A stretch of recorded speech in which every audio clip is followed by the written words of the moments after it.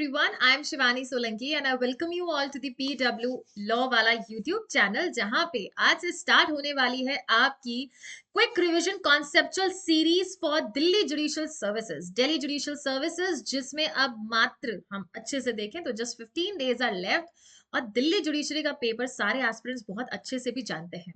Before starting with the session मैं आपको एक क्विक ओवरव्यू दे दूं इस पर्टिकुलर सीरीज का जिसका नाम है कॉन्सेप्चुअल सीरीज। सिंपल सी बात है कि हमारे पास जितने भी मेजर एरियाज ऑफ सब्जेक्ट जिसमें से ज्यादा क्वेश्चंस आते हैं उन सारे सब्जेक्ट्स का क्विक रिवीजन होगा। Now the question over here arises is क्या हमें सारे के सारे सब्जेक्ट्स के सारे सेक्शंस पढ़ने की जरूरत है? Answer is no, because Delhi judiciary का एक पैटर्न है, एक फिक्स्ड एरेना से वो क्वेश्चंस पूछते हैं। टाइप्स ऑफ क्वेश्चंस भी रहते हैं, डायरेक्ट क्वेश्चंस रहते हैं प्लस कॉन्सेप्चुअल क्वेश्चंस रहते हैं। कुछ सेक्शन बेस्ड टाइटल या हम कहें कि फैक्चुअल क्वेश्चन होते हैं, कुछ में आपको पूरा एप्लीकेबिलिटी ऑफ माइंड लगाना पड़ता है। मतलब अगर सेक्शन आपने इन डेप्थ पढ़ रखा है तो ही you will be able to solve that particular question. अब इस सीरीज में ये होगा स्टूडेंट्स, जो भी हमारा मेजर सब्जेक्ट रहेगा उसके की सेक्शंस, की पॉइंट्स या मैं कहूं की चैप्टर्स हमें कवर करने हैं जिनके बिना हमारी तैयारी अधूरी रहेगी या जिनके बिना हमारा पूरा के पूरा सब्जेक्ट अधूरा रह जाएगा। तो इसी चीज को ध्यान में रखते हुए we will begin with this session, जहां पे आज की क्लास में स्टूडेंट्स हम क्रिमिनल प्रोसीजर कोड के क्वेश्चंस करेंगे और उन क्वेश्चंस को करने का तरीका ये रहेगा कि पीवाईक्यूज को एनालाइज करेंगे। पिछले लगभग 4-5 साल के पेपर्स 2014, 15, 18, 19 एंड 22 के पेपर्स को एनालाइज करने के बाद ये देखा गया है कि कुछ ऐसे चुनिंदा चैप्टर्स ही हैं जहां पे डीजीएस का मेन फोकस रहा है। आपको रिवीजन उन्हीं पर्टिकुलर सेक्शंस और चैप्टर्स का करना है। उन पीवाईक्यूज को देखते हुए जहां से क्वेश्चन आया है वो पूरा चैप्टर, वो पूरा सेक्शन और उसके कनेक्टिंग सेक्शंस को हम कवर करेंगे ताकि आगे वहां से जो एक्सपेक्टेड क्वेश्चन है उसको आप सॉल्व कर सकें। कई बार आपको ऐसा देखने को मिलेगा, जैसे हालांकि वैसे सीआरपीसी में आपको बता दूं we have divided into two parts because CrPC is bit lengthy subject और हर साल मिनिमम 20 मैक्सिमम 30 सवाल तो देखने को मिले ही मिले हैं और same you can expect in 2023 also. बस एक चीज ध्यान रखना है स्टूडेंट्स कि दिल्ली जुडिशरी में बहुत माइन्यूट डिटेल पे नहीं जाया जाता है, सिर्फ और सिर्फ मेजर सेक्शन का मेजर क्रक्स पे वो ध्यान रखते हैं। मतलब कि दिल्ली जुडिशरी वो पेपर है जहां पे एक्सप्लेनेशंस, प्रोवाइजोस एंड एक्सप्लेनेशंस को हम नहीं छोड़ के जा सकते हैं। एक्सेप्शंस इंपॉर्टेंट रहेंगे, generally incorrect, correct, false, true as well as आपको ऑप्शन सीरीज दी जाती है जहां पे आपको बताया जाता है कि चेक करो and let us know that which of the following is included और नॉट इंक्लूडेड। तो चलो पहले वेटेज देखते हैं सीआरपीसी का कि वेटेज कितना रहा है। 2014 में देखें हम तो 30 क्वेश्चंस पूछे गए हैं, 2015 में 20, 2018 में फिर भी थोड़े कम पूछे गए 15, 2019 में वापस 25 एंड 2022 में 30 क्वेश्चंस। और इस बार फिर से उम्मीद है कि 25 टू 30 क्वेश्चन फॉर श्योर आपके सीआरपीसी में आपको दिखने ही दिखने वाले हैं। तो हम लोग सीआरपीसी में स्टूडेंट्स, अब मैं ये नहीं कह सकती आपको कि बेसिक्स पढ़ो, कॉन्करेंट लिस्ट में दे रखा है, एक्ट नंबर देखो, अमेंडमेंट्स देखो, that is so very obvious कि ये सारी चीजें आप हर स्टेट जुडिशरी के लिए पढ़ते हैं। दिल्ली जुडिशरी में कोई लाइन ऑफ डिफरेंस या मैं कहूं the base on which the merit is going to lie is completely, it will completely depend on the student having the conceptual clarity of a particular topic. If you have more conceptual clarity, if you know the procedure, if you know the sequence, if you are aware about the major crux and the application of the section, your application of mind is good, as well as you are intelligent in selecting which questions to opt and which questions to leave, you are definitely there in the DGS mains. Yes, पहले pre cover करेंगे फिर तो mains और फिर interview. ठीक है, step by step अपनी preparation को इंश्योर करें students and do not worry that DGS exam is very difficult. It is not difficult if you have studied with full concentration, provided कि आपको ये सिलेक्शन मेथड थोड़ा पता है। We all know that since there is a negative marking, तो हमें ये पता होना चाहिए कि कौन सा क्वेश्चन छोड़ना है और कौन सा क्वेश्चन करना है। बिकॉज जो लालच देता है आपको मन that you have to attempt this question, believe me that will not make you go through, because उससे आपके बहुत सारे क्वेश्चंस नेगेटिव में चले जाएंगे। So do not take risk until and unless you are cut sure about that particular question. So let's begin with the session students. पहला question 2014 का देखो क्या आया। 2014 में ये क्वेश्चन आया था आपको अरेस्ट के रिगार्डिंग। मैं 2-3 ऐसे टॉपिक्स बताऊंगी स्टूडेंट्स जहां से क्वेश्चंस बहुत आए and we need to ensure that we are not going to leave these topics. Arrest हो गया है, लिमिटेशन हो गया है, लिमिटेशन प्लस कॉग्निजेंस, यहां से सबसे ज्यादा क्वेश्चन आया। और मैं ये भी कह सकती हूँ कि chapter number 12 that is information to police officer, ये सेगमेंट हमें नहीं छोड़ने हैं। अब इनको अगर देखोगे भी तो यू विल रियलाइज दैट ये तो प्रोसीजर का हिस्सा है, और प्रोसीजर का हिस्सा अगर आपको समझ नहीं आया तो ऑब्वियस सी बात है कि DGS won't allow you to come forward, reason being कि ये तो मजिस्ट्रेट को पता होना जरूरी है। Okay, so let's begin the preparation. और आपकी डेली क्लासेस लगने वाली सब्जेक्ट वाइज, 2 क्लासेस में आपकी सीआरपीसी की लूंगी, 2 क्लासेस आईपीसी की भी लूंगी, then Indian contract act, SRA and limitation. These all are the subjects that I am going to cover for you in this conceptual series. So first question देखो क्या कहता है। It says a police officer has a power to arrest any person without order। Absolutely police officer के पास students क्या होता है, सिर्फ और सिर्फ कॉग्निजेबल ऑफेंस में अरेस्ट करने का पावर है। यस और नो? Absolutely correct. कहां पे अरेस्ट कर सकते हैं? सेक्शन नंबर 154, अगर उनके पास एफआईआर आ जाता है तो वो अरेस्ट कर सकते हैं। Along with that police officer का पावर बनता है section number 41, 151 as well as 42 में भी पावर बनता है, नॉन कॉग्निजेबल ऑफेंस के मामले में अगर गलत एड्रेस या एड्रेस नहीं दिया और नाम नहीं दिया तो। Okay, any person without an order from a magistrate or a warrant of arrest, अगर warrant of arrest जारी कर दिया section 72, 81, if he has reason to suspect his complicity in a cognizable offense, अगर उसे लग रहा है कि cognizable offense किया है, punishable with imprisonment which may extend to 7 years provided that he is satisfied for the reason in writing that such arrest is necessary, that is reasoned decision has to be there by the police। so first आपको point क्या बोल रहा है? to prevent such offense from person from committing any further offense, absolutely correct। section number 41 clearly बोलता है for the proper investigation, obviously investigation को facilitate करने के लिए, to ensure that the particular person, suspected person does not tamper the evidences और does not create any threat, undue influence और promise to the witnesses or the person acquainted with the facts। Third, to prevent such person from tampering with or causing the evidence of the offense to appear, absolutely।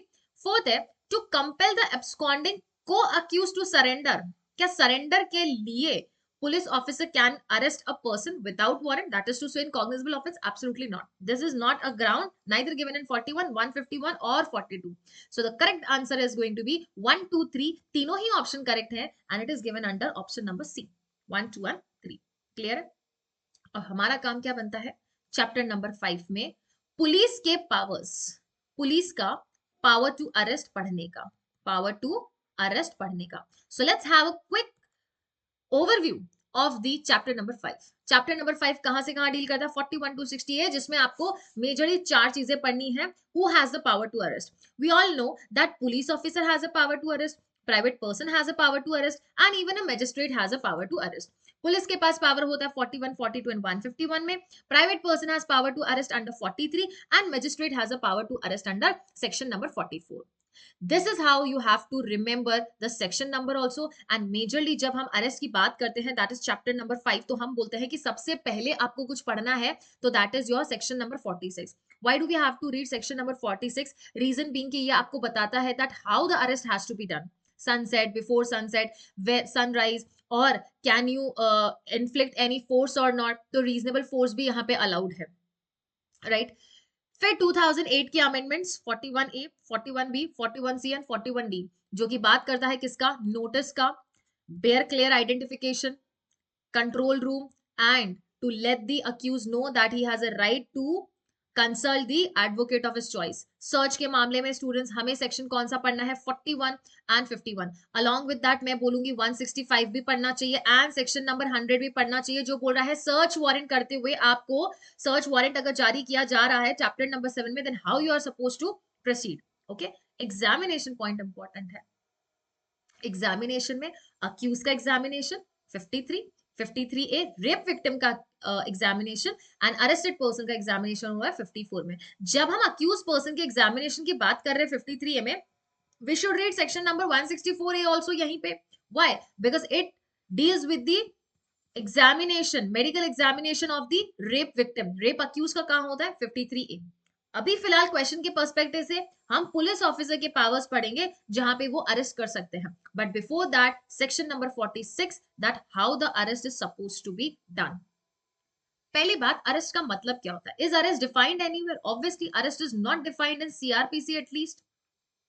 What is meant by arrest? Arrest होता क्या है? It means suspension of liberty. क्या होता है students? It means suspension of liberty. That means ये arrest specifically हम जो chapter number 5 में पढ़ रहे हैं, that is a lawful arrest. Arrest can be lawful, arrest can be unlawful, detention can be lawful and unlawful.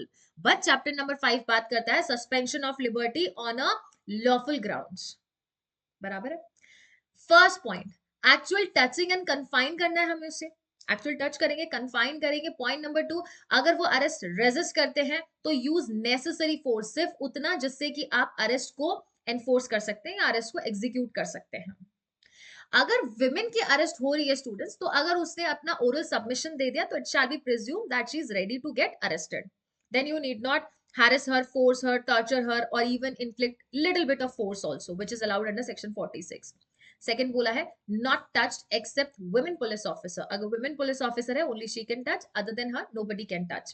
Point number C, she is not to be arrested after sunset and before sunrise in any case, but if there is an immediate arrest needed, और ऐसा situation है कि if she is not arrested, it is definitely going to go against the police machinery, या फिर उसको facilitate करेगा abscond करने के लिए, तो हम उसकी अरेस्ट करवा सकते हैं with the permission of judicial magistrate first class, provided that it may be arrested by a women police officer, कि उसको women police officer के द्वारा अरेस्ट होना है, and only and only when JMFC allows it. Now जब section number, students अगर main से भी क्वेश्चन आता है तो 46 जरूर लिख के आओ, चाहे वो पुलिस ऑफिसर के पावर्स बोला है या प्राइवेट पर्सन या magistrate. Reason being because these are the people who are empowered to inflict the और अरेस्ट. तो जब ही अरेस्ट करेंगे तो इन तीनों को ही 46 ध्यान रखना है ना. वुमेन के मामले में हो गया इन्फ्लिक्टिंग द फोर्स के ऊपर हो गया, या फिर how to arrest, confining and touching, इन तीनों को ही ध्यान रखना है. Section number 41 says commission of cognizable offense. Police officer may arrest without warrant. कब अरेस्ट करते? जब उन्हें रीजनेबल कंप्लेन, क्रेडिबल इंफॉर्मेशन या फिर रीजनेबल सस्पिशन मिला है कि किसी पर्सन ने 7 और 7 ईयर से ज्यादा का कोई ऑफेंस कर लिया है, and it is necessary to arrest that person to prevent the further commission of offence. आगे ऑफेंस ना करे, प्रॉपर इन्वेस्टिगेशन के लिए, डिसअपियरेंस ना हो एविडेंसेस, आपका थ्रेट, इंड्यूसमेंट एंड प्रॉमिस को प्रिवेंट करने के लिए, जो कि किसी person acquitted with the facts के ऊपर हो सकता है, as well as without arrest उस पर्सन की प्रेजेंस को हम कोर्ट में अगर सिक्योर नहीं कर सकते हैं तो उन मामलों में अरेस्ट हो सकता है. नेक्स्ट पॉइंट क्या है? क्रेडिबल इंफॉर्मेशन मिला है कि ऑफेंस किया है, प्रोक्लेम्ड ऑफेंडर है, पोजेशन ऑफ स्टोलन प्रॉपर्टी है, पब्लिक ऑफिसर को ऑब्स्ट्रक्ट कर रहा है उसकी ड्यूटी निभाने से, या डिजर्टर है आर्म्ड फोर्सेस ऑफ यूनियन का, या उसने ब्रीच किया है सेक्शन 356 सबसेक्शन 5 में मेंशन्ड कंडीशन का, या फिर स्टूडेंट्स उस पर्सन की रिक्विजिशन, उस पर्सन की अरेस्ट के लिए रिक्विजिशन आई है किसी और पुलिस ऑफिसर्स के द्वारा, कहीं और से आई है, किसी और पुलिस स्टेशन से, that he has committed such an offence. Along with that, section number 42 में भी उसकी अरेस्ट हो सकती है when he has committed a non-cognizable offense, but on demand of the police officer he refuses to mention the name and the address, and also जब वो true name या address ना बताए, मतलब बता तो रहा है बट फॉल्स बता रहा है, तो ध्यान रखना वर्ड फॉल्स दे रखा है, वर्ड फॉल्स भी दे रखा है, और no name and no address. अगर नाम नहीं बताता, एड्रेस नहीं बताता तो भी अरेस्ट हो सकती है, एंड झूठा नाम एंड एड्रेस बताता तो भी अरेस्ट हो सकती है in case of non cognizable offence. 43 में किसको पावर दिया स्टूडेंट्स हमने? अच्छा 151 में क्या है स्टूडेंट्स? 151 में प्रिवेंटिव एक्शन है. किसका? Preventive action of police officer if they are of an opinion that any person is likely to commit a cognizable offense, suspected है ऐसा कोई डिजाइन है which is likely to commit a cognizable offense, then in order to prevent the commission of cognizable offense the person can be arrested. clear है? okay. Section number 43 ने क्या बोला?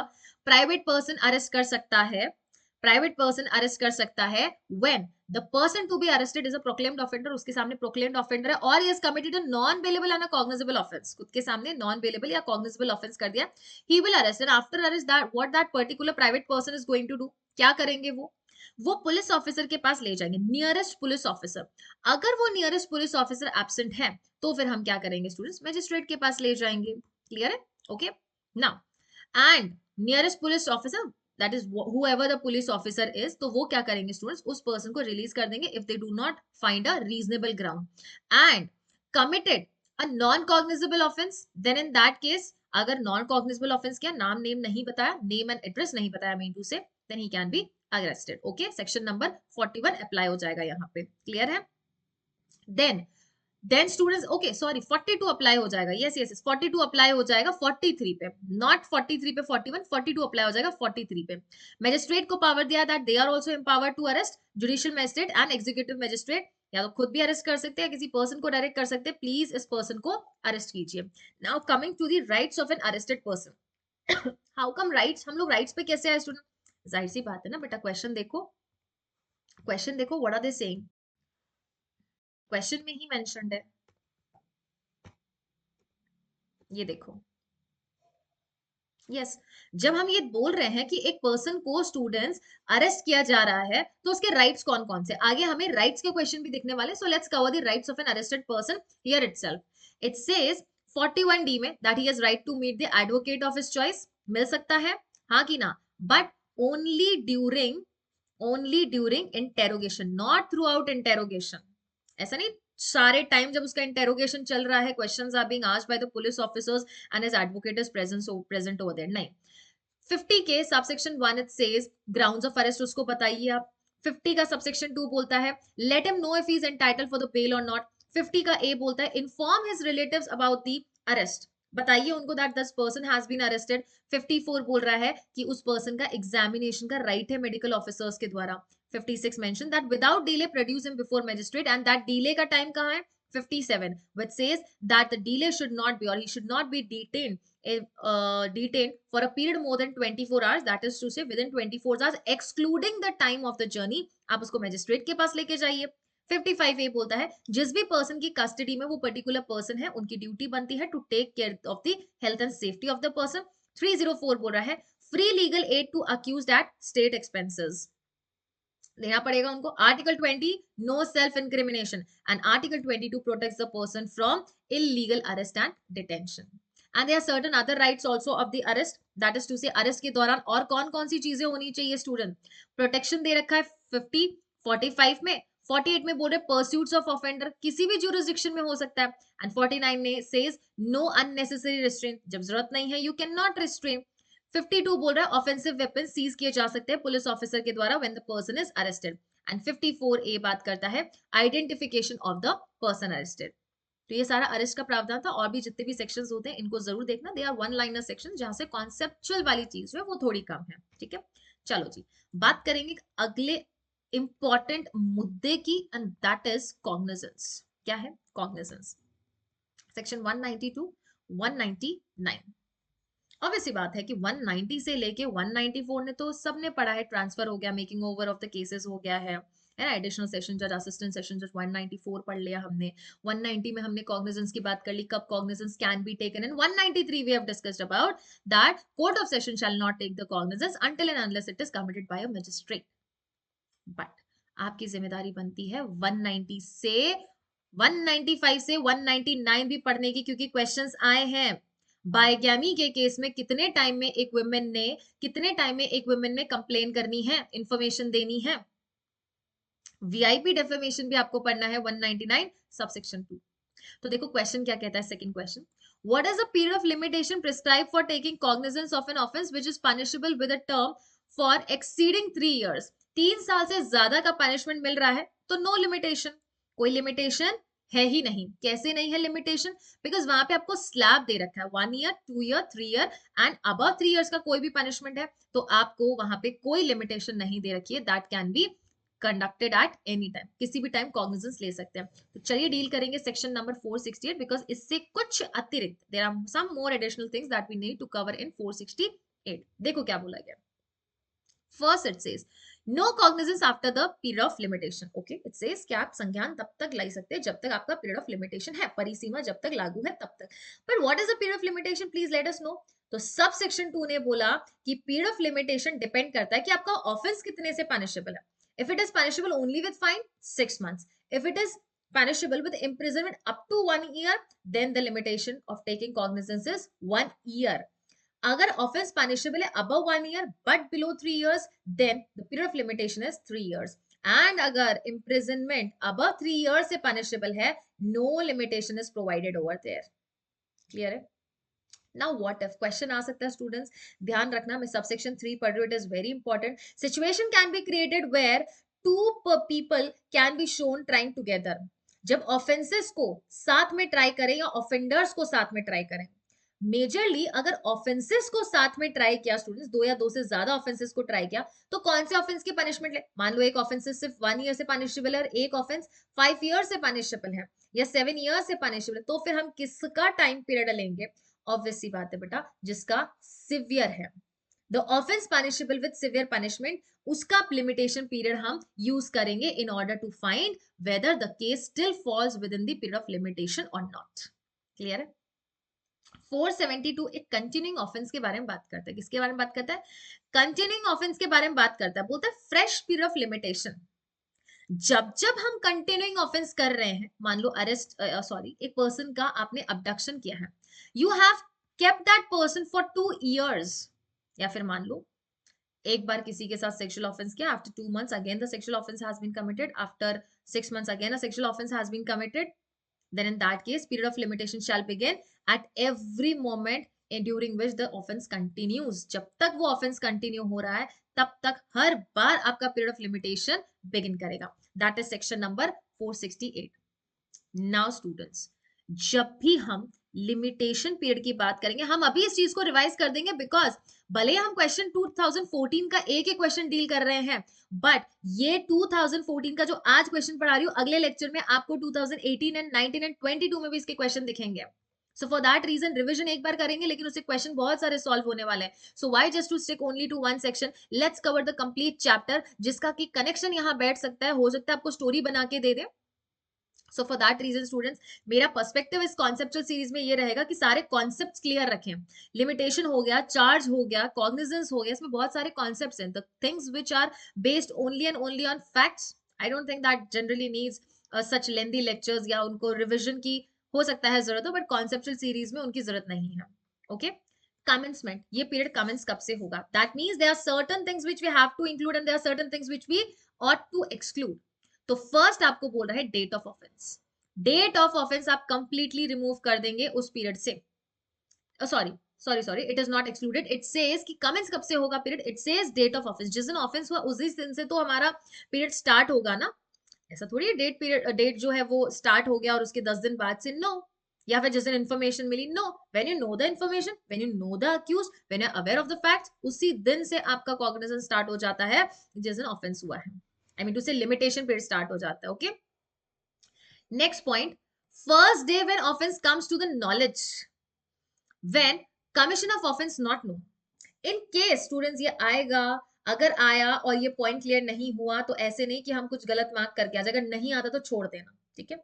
अगर हमें कमीशन ऑफ ऑफेंस के बारे में पता ही नहीं है कि ऑफेंस कब हुआ है, देन हमारा कॉग्निजेंस कब स्टार्ट होगा? फर्स्ट डे, जब हमें ऑफेंस हमारी नॉलेज में आता है, जैसे हमारी नॉलेज में ऑफेंस आता है उस दिन से। अगर ऑफेंडर नहीं पता कि किसने किया है, I don't know who has stolen my watch, मुझे पता तो चल गया कि मेरी घड़ी चोरी, but I don't know by whom it has been committed or by whom it has been stolen। Then in that case, first case when the offender identified, जिस दिन हमने पहली दफा ऑफेंडर को आइडेंटिफाई किया है उस दिन। क्लियर है? लेकिन इसमें से कुछ चीज इंक्लूड करनी पड़ेगी। Include the day from which such period is to be computed, जिस दिन से वो पीरियड कंप्यूट करना है हमें, वो पीरियड एक्सक्लूड कर लेंगे, उसका अगला दिन से हम लोग हमारा वो टाइम पीरियड जो है वो कैलकुलेट करेंगे। ओके, कमेंसमेंट के मामले में सेक्शन 469 है हमारे पास। एक्सक्लूजन में देखो दो सेक्शन है, क्या क्या एक्सक्लूड करना है, सेक्शन 470 एंड 471। 470 ये कहता है कि अगर आप दूसरे कोर्ट में प्रोसिक्यूट कर रहे हैं with the due diligence, thinking that this is the proper court having the jurisdiction to try that matter or competent enough to take the cognizance of that matter, तो वो टाइम पीरियड जब तक आप वहां पे ट्राई कर रहे थे, that has to be excluded। same is given under section number 14 of limitation act also। वो भी बोलते हैं ना, गुड फेथ ड्यू डिलिजेंस में if you are suing somebody, वो पीरियड एक्सक्लूड कर दीजिए। सबसेक्शन 2 बोल रहा है इंजंक्शन और स्टे, अगर इंजंक्शन लगा हुआ है, स्टे लगा हुआ है, तो जितना टाइम पीरियड तक इंजंक्शन एंड स्टे लगा हुआ था उतना आपको एक्सक्लूड करना है। In case if you have, जो लिमिटेशन एक्ट कहता है, अगर आपने एप्लीकेशन फाइल की है ऑर्डर एंड जजमेंट के लिए, तो जितना टाइम पीरियड आपको लगा है वो कॉपी मिलने के लिए, that also has to be excluded according to limitation act. Time required for obtaining sanction और consent of the government, there are certain offences for which we need to take the permission of central government और the state government for that matter. चलो 199 subsection 2 ले लेते हैं, वहां पे भी हमें परमिशन लेनी है सेंट्रल गवर्नमेंट स्टेट गवर्नमेंट की, तो वो इमीडिएटली नहीं मिल जाएगी, हो सकता है 10 दिन लग जाए, 15 दिन लग जाए, महीना भर लग जाए। तो टोटल पीरियड ऑफ लिमिटेशन में से हमें वो रिमूव करना पड़ेगा। एंड अगर ऑफेंडर इंडिया से एब्सेंट है या इंडिया के बाहर है, वो पीरियड एक्सक्लूड होगा। And avoiding arrest by absconding और कंसीलिंग, जब तक वो अरेस्ट को एब्सकॉन्ड कर रहा है, भाग रहा है, या खुद को छुपाने की कोशिश कर रहा है, कंसील कर रहा है, that all time period has to be excluded, उसको इंक्लूड नहीं करेंगे हम। 471 किसकी बात कर रहा है? Date when the court is closed, जिस दिन हमारा कॉग्निजेंस हमें लेना था उस दिन अगर कोर्ट क्लोज है तो ऑब्वियसली बात है वो डे एक्सक्लूड हो जाएगा। एंड हम कॉग्निजेंस कब ले सकते हैं? द डे व्हेन इट रीओपन्स, अगले दिन जब भी वो चालू होता है, जब भी वो ओपन होता है, उस दिन कॉग्निजेंस लिया जा सकता है। एक्सटेंशन की बात कर रहा है, can the delay be condoned, that is read with section number 5 of limitation act. वहां पे भी हो रहा है डिले कंडोन हो सकता है। कंडोन का मतलब क्या? माफी दे देना, एक तरीके से लेट गो कर देना। Okay fine, we understand that there was seriously certain genuine things because of which you could not come to the court और because of which you could not file an FIR और a complaint. तो क्या condonation हो सकता है? बिल्कुल हो सकता है। You can be excused on what ground? That there was delay properly explain, आपने डिले को प्रॉपर्ली एक्सप्लेन किया। And that can be condoned for the interest of the justice to ensure that the parties get the due justice, उसके मामले में हम उसे extend कर सकते हैं। Court may take cognizance after expiry of the period. Is it clear? Section number 5 of Limitation Act के साथ स्टूडेंट्स हमें इसे पढ़ना है। ओके चलें आगे। तो ध्यान रखना, पीरियड ऑफ लिमिटेशन 468 में जो जनरल प्रोविजंस इसका दे रखा है, स्पेसिफिकली कमेंस कब से होगा? 469। एक्सक्लूजन किस में होगा? 470, 471, 472 में कंटिन्यूइंग ऑफेंस की बात कर चुके बेटा हम यहाँ पे। And then coming to this section जो डील करता है 474, that is condonation of the delay. Clear है? चलिए अगले सवाल की तरफ देखो, अगला सवाल क्या कहता है? It says indicate the correct statement regarding the rights of an arrestee. Arrestee के मामले में हमें सही स्टेटमेंट बताना है। A person arrested without warrant has right to, जिस पर्सन को हमने बिना वारंट के अरेस्ट किया है उसका क्या राइट है? He has right to first be informed of a particulars of the offence for which he is arrested. क्या बोला? Be informed of particulars of the offence for which he is arrested. बिल्कुल बताना है ना, अभी हमने students rights पढ़े हैं, दैट इज द रीजन मैंने राइट्स ऑफ अरेस्टेड पर्सन आपको अभी ही बता दिया, सो दैट बाद में हमें वापस से उस चीज को वापस से री रिवाइज करने की जरूरत ना पड़े। हालांकि बेटा जितना रिवाइज करोगे उतना मजा आएगा, उतना अच्छे से याद भी रहेगा। Second is have a relative और friend named by him to be informed about his arrest. हम उसे बोल सकते हैं कि आप अपने रिलेटिव या फ्रेंड को इन्फॉर्म कीजिए। Have an advocate of his choice remain present throughout investigation, ये वर्ड गलत हो गया ना, this is during interrogation, जब तक इंटेरोगेशन हो रहा है उस पूरे अवधि के दौरान नहीं, only throughout, sorry not throughout but during interrogation. Okay. Fourth is be medically examined by a medical officer, absolutely. 53 and 54, which of the statement is correct? 1, 2 and 4, तो 3 क्या हो जाता है स्टूडेंट्स? 3 गलत हो जाता है। 1, 2 एंड 4, 1, 2 एंड 4 किस में दे रखा है? ऑप्शन नंबर सी में दे रखा है। So option number C is absolutely correct. Clear है? 4 सवाल हम अभी तक कर चुके हैं। चलेंगे अगले क्वेश्चन की तरफ। अगला क्वेश्चन किससे डील करता है? आइए जरा देखें। सो देखो स्टूडेंट्स, क्वेश्चन नंबर 5 क्या कहता है? See it deals with proclamation, मतलब सेक्शन नंबर 82।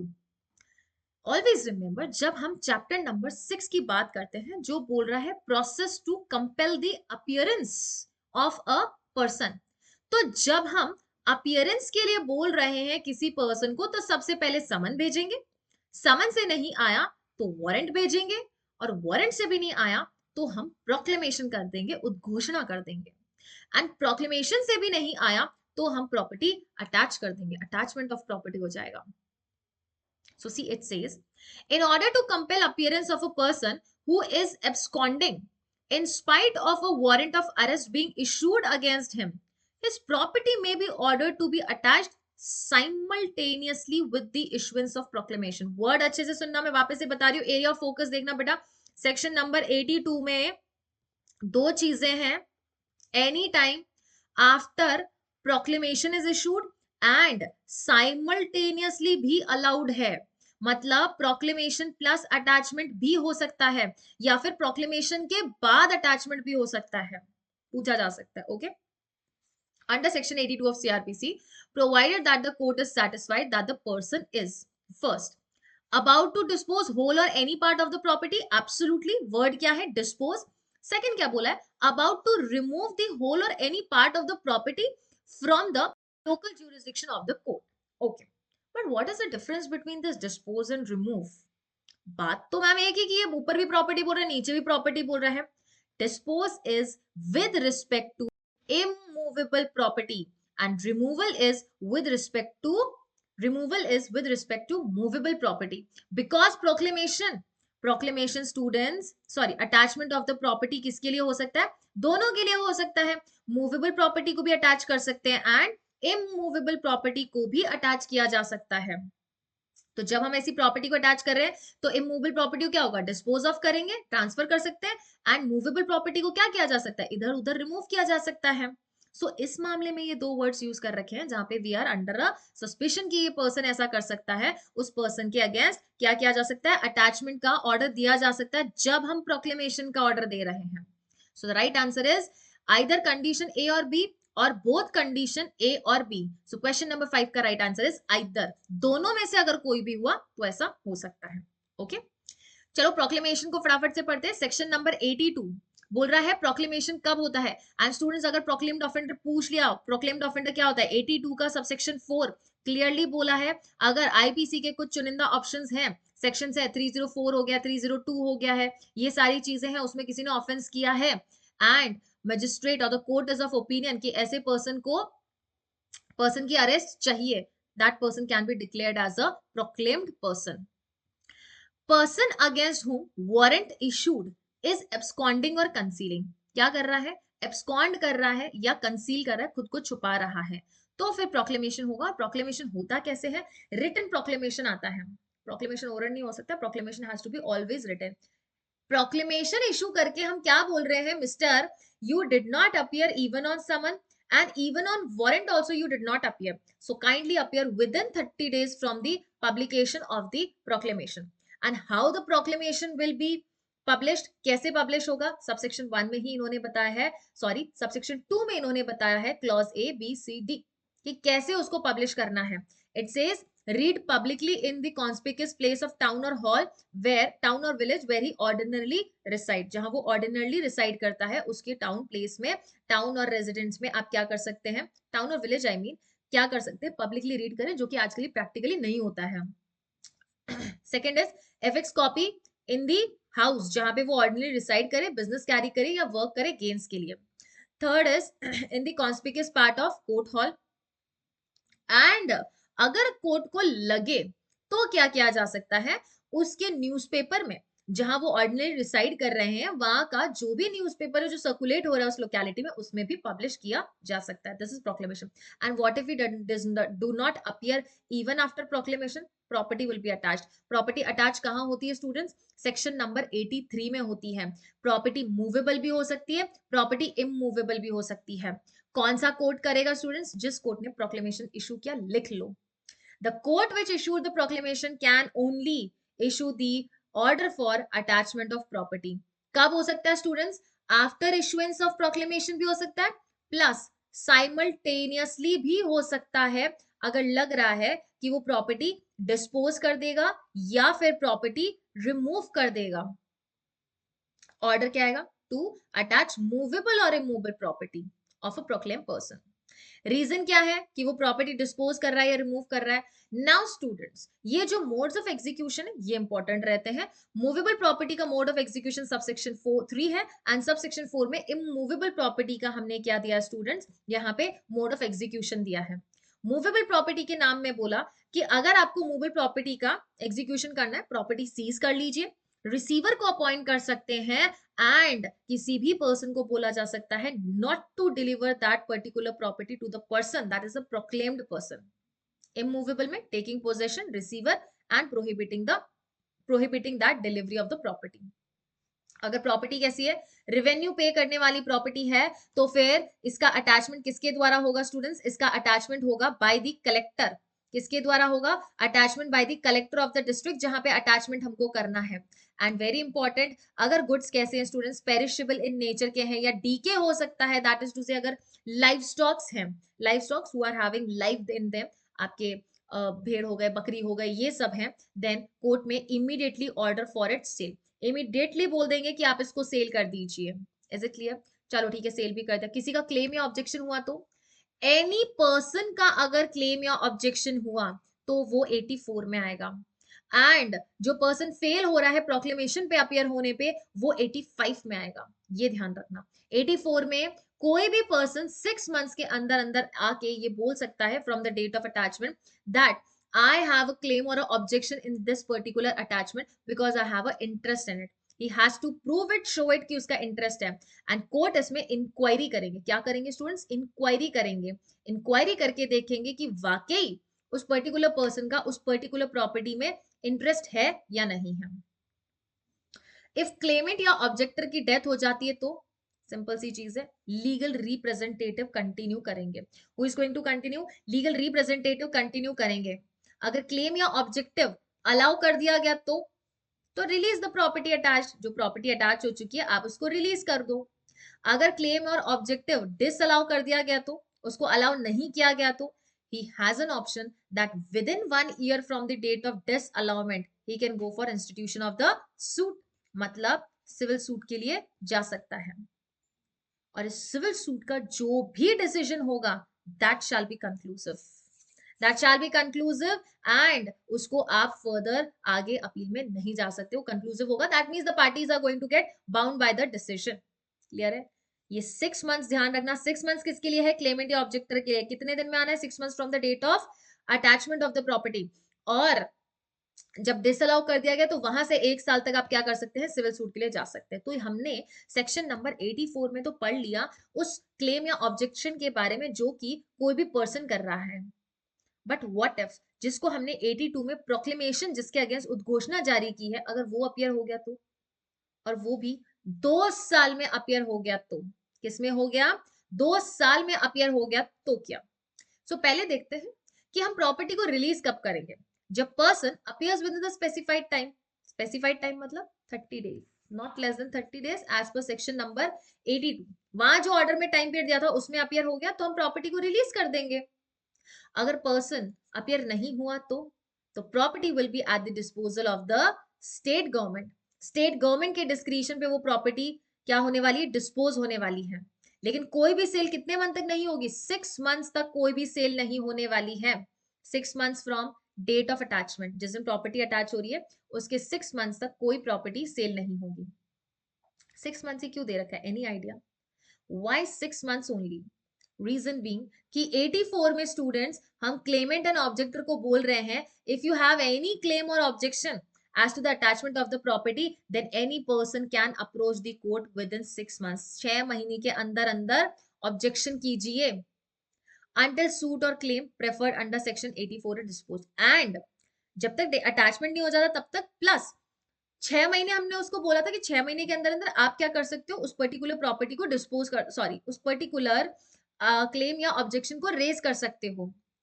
एंड अगर वो अलाउ कर दिया गया, किसमें अलाउ कर दिया गया? सेक्शन नंबर 84 में अगर उसको अलाउ कर दिया गया तो मैटर भी तो डिस्पोज होगा ना स्टूडेंट्स। और जब वो मैटर डिस्पोज ऑफ हो रहा है तो वो भी तो टाइम लेगा। तो उतने टाइम तक के लिए हमको ये रीसेल, सेल या रेस्टोरेशन नहीं करना है, स्पेसिफिकली सेल नहीं करना है। एंड आगे क्या? कब इस टाइम के पहले भी सेल कर सकते हैं? अगर प्रॉपर्टी नेचुरली या स्पीडी डीके की है एंड कोर्ट ये कंसिडर करे कि sale would be for the benefit of the owner, owner के लिए सेल जरूरी होगी। And if no person appears within 2 years, 2 साल के अंदर अंदर कोई पर्सन अपियर नहीं हुआ, वो पर्सन जिसके अगेंस्ट हमने प्रॉपर्टी अटैच कर दी थी, अगर वो अपियर नहीं हुआ तो फिर ऑब्वियस सी बात है कि यहाँ पे प्रॉपर्टी अटैच्ड ही रहेगी, है ना, सेल हो जाएगी। लेकिन अगर वो अपियर हो गया तो, और प्रूव कर दे कि वो जानबूझ के एब्सकॉन्ड नहीं कर रहा था या कंसील नहीं कर रहा था और उसको कोई नोटिस भी नहीं था प्रोक्लेमेशन का, उसको आइडिया ही नहीं था कि ऐसी कोई उद्घोषणा हो रखी है, तो कोर्ट उसको, अगर प्रॉपर्टी सेल नहीं हुई है तब तो प्रॉपर्टी दे देगी, एंड अगर प्रॉपर्टी सेल हो चुकी है तो फिर प्रॉपर्टी के सेल दे देगी। क्या दे देगी? आई मीन टू से सेल प्रोसीड्स दे देगी, नेट प्रोसीड्स। एक्चुअली जो मनी आया ना वो दे देगी कोर्ट यहाँ पे। ठीक है, क्लियर है। एंड सेक्शन नंबर 86, अगर कोई भी एग्रीड पर्सन है जो कि इस ऑर्डर से दुखी है, परेशान है, हैप्पी नहीं है, तो वो एप्लीकेशन लगा सकता है हाई कोर्ट में to set aside that particular property. ठीक है, क्लियर है। That is 86, appeal from order rejecting the application for the restoration of the property. If court refuse कर दे तो आप अपील के लिए जा सकते हैं। ठीक है, क्लियर है। चलिए जी, moving on to next question. अभी नेक्स्ट क्वेश्चन किससे डील करता है? मेंटेनेंस से डील करता है। सेक्शन नंबर 7 में स्टूडेंट्स अभी हमें सेक्शन नंबर 125, 126, 127 ये अच्छे से पढ़ने होंगे। देखो क्वेश्चन ये बोल रहा है, no wife shall be entitle to receive maintenance from her husband under section 125 CrPC if she ABCD। कोई भी वाइफ सीआरपीसी में सेक्शन 125 में मेंटेनेंस के लिए एंटाइटल नहीं होगी if she has obtain the divorce from her husband और has not remarried. इसमें तो एंटाइटल होगी ना, इसमें तो स्टूडेंट्स वो एंटाइटल हो जाएगी, उसको डिसएंटाइटल नहीं करेंगे। Is unable to maintain herself, तब भी एंटाइटल होगी। Refuse to live with her husband on the ground that he keeps the mistress. इस ग्राउंड पे उसने सेपरेट रहना स्टार्ट कर दिया है कि उसका हस्बैंड क्या करता है, एक मिस्ट्रेस रखता है। And if she is living in adultery, तो एडल्ट्री के ग्राउंड पे उसका मेंटेनेंस डेफिनेटली कैंसिल हो सकता है। चलो इसके प्रोविजंस डील करते हैं। Chapter number 9 section 125, order of maintenance on हुम, बाय हुम, एंड ऑर्डर करेगा कौन। कौन कौन स्टूडेंट सेक्शन नंबर 125 में मेंटेनेंस के लिए जा सकते हैं? मैं फिर से बोल रही हूं, अगले क्लास में हम सीआरपीसी में मेंटेनेंस के और प्रोविजंस डील करने वाले, आई मीन टू से प्रोविजंस नहीं, सेक्शंस डील करने वाले हैं, वो क्वेश्चंस डील करने वाले जो पहले आ चुका है। It says wife, minor child, major child. Major और माइनर लेजिटिमेट हो सकते हैं, इलेजिटिमेट भी हो सकते हैं। ये फिजिकली एंड मेंटली एबनॉर्मल भी हो सकता है। क्या हो सकता है? फिजिकली एंड मेंटली एबनॉर्मल भी बच्चे हो सकते हैं अगर वो मेजर बच्चे, तो मेजर है, लेजिटिमेट है, इलेजिटिमेट है। अगर वो फिजिकली या मेंटली डिसेबल्ड पर्सन है तो मेंटेनेंस ले सकते हैं। एंड फादर एंड मदर भी ले सकते हैं। फादर एंड मदर किससे लेंगे? बच्चों से, बेटा बेटी से लेंगे। If they are unable to maintain them, खुद को मेंटेन नहीं कर पा रहे हैं तो। by whom such order of maintenance has to be given? Any person, that is order of maintenance किसको दोगे आप, किसको दोगे या मेंटेनेंस लेगा कौन? by whom such maintenance has to be taken? Any person having sufficient means neglects or refuses to maintain। Court किसको बोलेगा कि आप अपने पेरेंट्स को, अपने बच्चों को, अपनी वाइफ को मेंटेनेंस दीजिए? ऐसा पर्सन जिसके पास सफिशिएंट मींस है वहां पर पैसे के या रिसोर्सेस के, एंड वो जानबूझ के निग्लेक्ट कर दे या रिफ्यूज कर दे मेंटेनेंस के लिए। ऑर्डर किसके द्वारा दिया जाएगा? जेएमएफसी के द्वारा दिया जाएगा, judicial magistrate first class. And वहां पे स्टूडेंट्स मंथली अलाउंस होने वाला है। कैसा अलाउंस होगा? मंथली अलाउंस होगा। ओके, क्लियर है। अगर उसने फेल कर दिया पे करने में, then magistrate may issue warrant for levy of fine and 1 month imprisonment हो सकता है। अच्छे से देखो, I am keeping the slide open for you to study. देखो, issue warrant for levy of amount and 1 month imprisonment और until paid, जब तक वो अमाउंट पे नहीं कर दिया जाता तब तक के लिए, या फिर 1 मंथ के लिए। Minor, not major. एज पर माइनर कौन होता है एक्सप्लेन कर रखा है। माइनर कौन है? वो पर्सन जो कि मेजर नहीं है। वाइफ कौन है?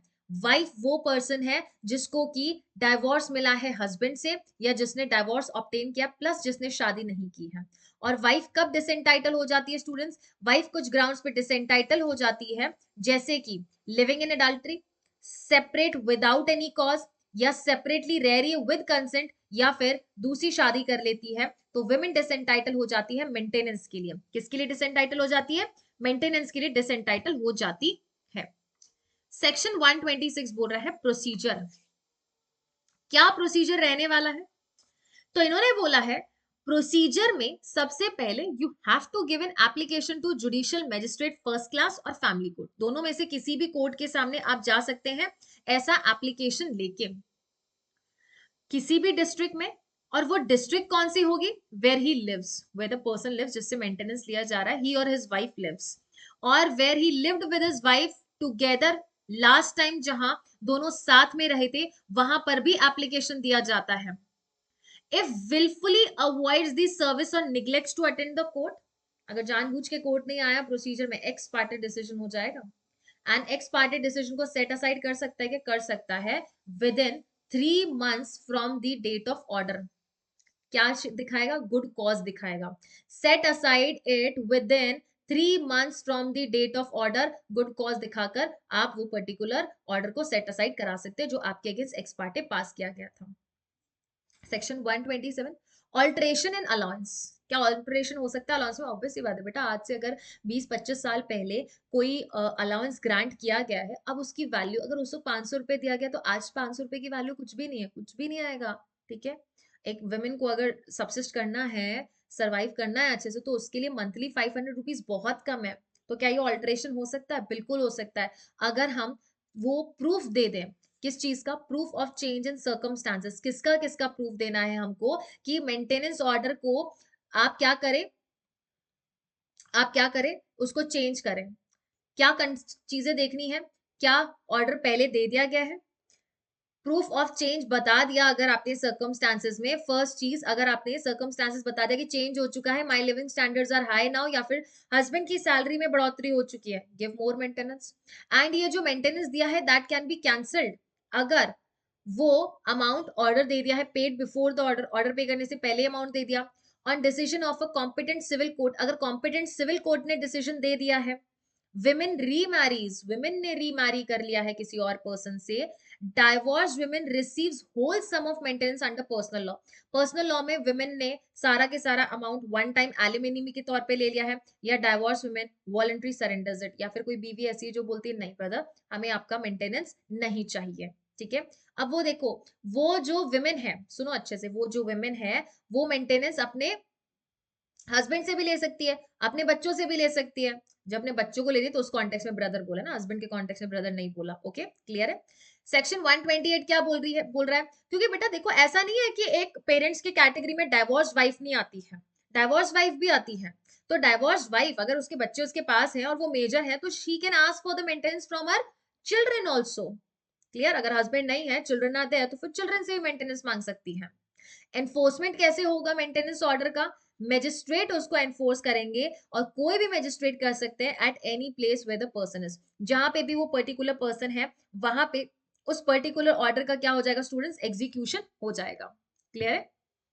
तो ये था हमारा क्वेश्चन नंबर 7. और इसकी टाइम लिमिट थोड़ी याद रख लेना, हो सकता है कि टाइम लिमिट से आपको क्वेश्चन पूछ लिया जाए. 60 days दे रखा है किसके लिए? Dispose application for interim maintenance. Interim maintenance अगर आपको चाहिए, तो आपको उसको 60 डेज में डिस्पोज करना है from the date of service of notice of application. जब आपका मेंटेनेंस का एप्लीकेशन चल रहा है, अपने बीच में interim maintenance for time being का इंटरिम मेंटेनेंस मांगा है, तो इसको 60 डेज में डिस्पोज करना है जब से आपने ये एप्लीकेशन दी है. And within 1 year execution of maintenance order और for issuance of the warrant of levy of fine. अगर आपने, मान लीजिए हस्बैंड ने स्टूडेंट्स मेंटेनेंस नहीं दिया है, तो क्या वाइफ उसके अगेंस्ट एग्जीक्यूशन के लिए जा सकती है? हाँ, जा सकती है. लेकिन ये आपको ध्यान रखना है दैट 1 year के अंदर अंदर execution of the maintenance order कराइए. ओके, क्लियर है. नहीं हुआ तो फिर no remedy.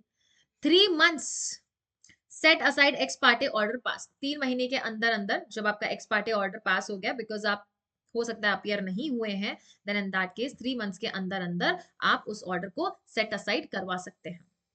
Moving on to next question students, जो बात करता है सेक्शन नंबर 167 की, दैट इज 24 आवर्स में अगर हमारी इन्वेस्टिगेशन कंप्लीट नहीं हुई तो क्या रेमेडी है हमारे पास में.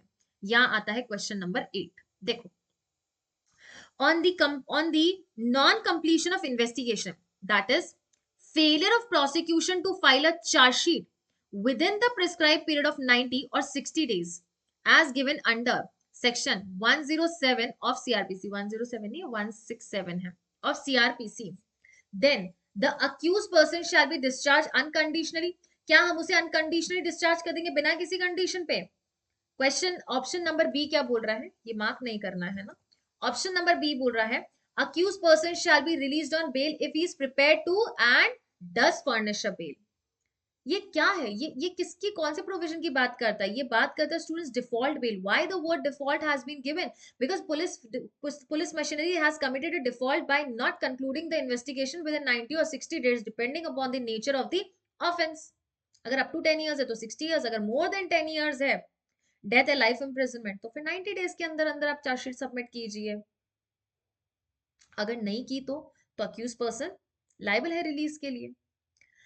सी बोल रहा है right of accused person to be released on bail could be defeated by subsequent filing of the charge sheet under any circumstances। क्या अक्यूज जब हम सब्सिक्वेंट चार्जशीट फाइल करते हैं, can that be done? Yes, that can be done under subsection 8, हो सकता है। तो जब ऐसा हो रहा है तो क्या अक्यूज पर्सन वापस जो बेल पे रिलीज हुआ है उसको हम वापस से अरेस्ट कर देंगे? नहीं, that can not be a valid ground. So right चीज क्या है students? Option number B is absolutely correct in question number 8। अब देखो इसके प्रोविजंस पढ़ते हैं, सेक्शन नंबर 167 कहता क्या है। When investigation cannot be completed within 24 hours, 24 hours के अंदर अंदर हम इन्वेस्टिगेशन कंप्लीट नहीं कर पा रहे हैं, तो फिर आपको उस चीज की कॉपी नियरेस्ट जुडिशियल मजिस्ट्रेट को देनी है, that sorry sir we are not able to complete the investigation in 24 hours. तो मैजिस्ट्रेट क्या करेंगे, चाहे उनके पास ज्यूरिसडिक्शन है या नहीं है, उस पर्टिकुलर पर्सन को 15 डेज की पुलिस कस्टडी दे देंगे। एंड ये पुलिस कस्टडी के बाद सवाल ये उठता है, क्या ये 60 days and 90 days police custody के बाद शुरू होते हैं या उसके अंदर इंक्लूडेड है? Answer is 60 days and 90 days में इंक्लूडेड है। ठीक है, बिकॉज आपको लास्ट पॉइंट क्या दे रखा है, टोटल टाइम एक्सीड नहीं करना चाहिए, total time not exceeding 60 days और 90 डेज। तो जुडिशियल कस्टडी में क्या बोला है कि अगर 15 डेज की पीसी दे दी and police still requires the custody of an accused person, then in that case judicial custody दी जा सकती है उस पर्सन के लिए 90 डेज अगर ऑफेंस पनिशेबल है डेथ, एलआई और 10 ईयर से ज्यादा, एंड 60 डेज के लिए दी जा सकती है अगर offence is punishable with less than 10 years. ठीक है, डेथ, लाइफ इंप्रिजनमेंट और 10 इयर्स से अबव 90 डेज, अगर 10 इयर्स से कम है स्टूडेंट्स तो 60 डेज। लेकिन कोई भी डिटेंशन नहीं होगा जब तक कि पर्सन को मैजिस्ट्रेट के सामने प्रोड्यूस ना कर दिया जाए।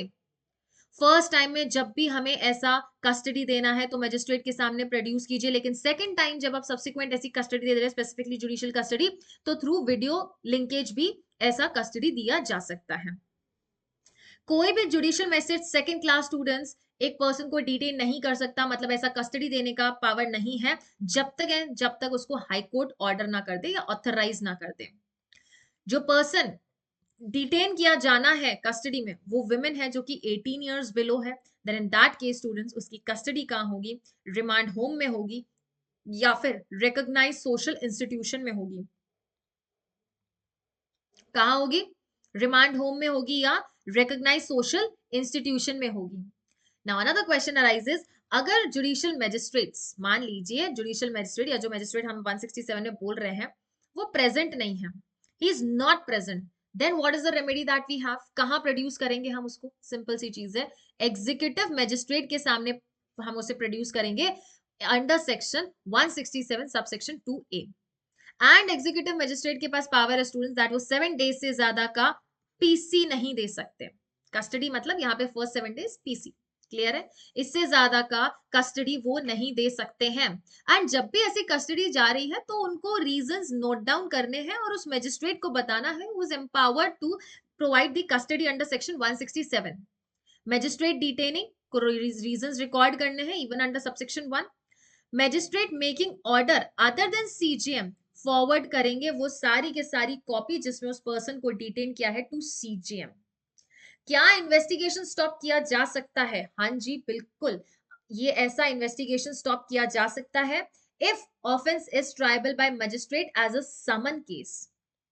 तो मैजिस्ट्रेट उस इन्वेस्टिगेशन को स्टॉप कर सकते हैं अगर investigation within 6 months complete नहीं हुई है तो from the date of arrest of accused, unless the magistrate satisfies the reasons to continue। जब तक कि अगर पुलिस ऑफिसर हमारे मैजिस्ट्रेट को सेटिस्फाई नहीं कर दे कि sir we have reasonable grounds to continue the investigation, please do not stop. अगर मैजिस्ट्रेट इस चीज से सेटिस्फाई हो जाते हैं तब तो वेल एंड ग्रेट, अदरवाइज आपकी इन्वेस्टिगेशन स्टॉप हो जाएगी। और जो सबसेक्शन 5 में इन्वेस्टिगेशन स्टॉप हो रही है स्टूडेंट, सबसेक्शन 6 में सेशन जज के पास पावर है कि उस पर्टिकुलर ऑर्डर को वेकेट कर सकते, कैंसिल कर सकते हैं, एंड बोल सकते हैं फर्दर इन्वेस्टिगेशन स्टार्ट कीजिए। Why within 6 months the investigation of a summons case has been stop? No, हमारे पास प्रॉपर ग्राउंड्स है, या तो उनको कोई एप्लीकेशन आए तब, या अदरवाइज मतलब सो मोटो भी वो चाहे तो इस चीज को स्टॉप करवाने से मना कर सकते हैं, बोल सकते हैं कि sorry you are not suppose to stop this investigation. Clear है चीज? Okay okay? चलेंगे अगले क्वेश्चन की तरफ स्टूडेंट्स, जो बोलता है जी इज अ 17-year-old गर्ल। कौन है? 17 साल की एक बच्ची है। Who was married to H, H के साथ शादी हो गई। H during the subsistence of the said marriage entered into another marriage with P, that means he has committed bigamy. The court may take the cognizance of the offense of bigamy if complaint has been brought by। मतलब ये 198 that is specifically जो हमारे cognizance वाले exceptions है उनकी बात कर रहा है। तो कंप्लेंट कौन लेके आएगा? Her father, mother, brother, sister, son, daughter, और हर फादर्स और मदर्स, ब्रदर एंड सिस्टर, बिल्कुल ला सकते हैं ये complaint. Any other person related to her own blood, marriage, adoption with the leave of the court. Court की परमिशन के साथ उसके और कोई भी रिलेटिव्स हैं जो उससे ब्लड, मैरिज या अडॉप्शन से रिलेटेड है। some other person on her behalf with the leave of the court, court की परमिशन के साथ उस पर्सन के बिहाफ पे कोई और person, but where there is guardian appointed by her in her respect, then only by such guardian। तो जो गार्डियन है, जहां पे गार्डियन अपॉइंटेड है, then in that case only and only by that guardian। so what is the right answer?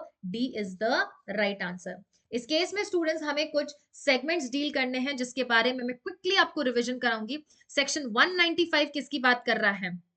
जब हम cognizance sorry prosecution कर रहे हैं किसी लॉफुल अथॉरिटी के कंटेम्प्ट के लिए, या फिर पब्लिक जस्टिस के अगेंस्ट ऑफेंस हुआ है, offence related to document given in evidence, तो उसकी कब तक स्टूडेंट्स कॉग्निजेंस नहीं ली जाएगी? जब तक कि वो पुलिस सॉरी पब्लिक सर्वेंट क्या ना कर दे, रिटन कंप्लेंट ना दे दे।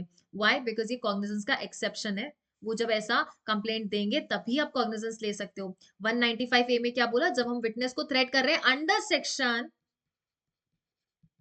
195 ए ऑफ आईपीसी, आईपीसी के सेक्शन 195 ए में भी जब ऐसा कर रहे हैं तो विटनेस की रिटन कंप्लेंट आ जाए या दूसरा कोई और पर्सन रिटन कंप्लेंट दे दे तो फिर यहाँ पे कॉग्निजेंस लिया जा सकता है। 196 में क्या बोला है? स्टेट के अगेंस्ट ऐसे कोई क्रिमिनल ऑफेंसेस वगैरह किए हैं तो तब तक कॉग्निजेंस नहीं लिया जाएगा जब तक स्टेट गवर्नमेंट या सेंट्रल गवर्नमेंट या फिर डीएम क्या ना कर दे, स्टूडेंट्स परमिशन ना दे दे। 1A में डीएम है, ए में डीएम नहीं है।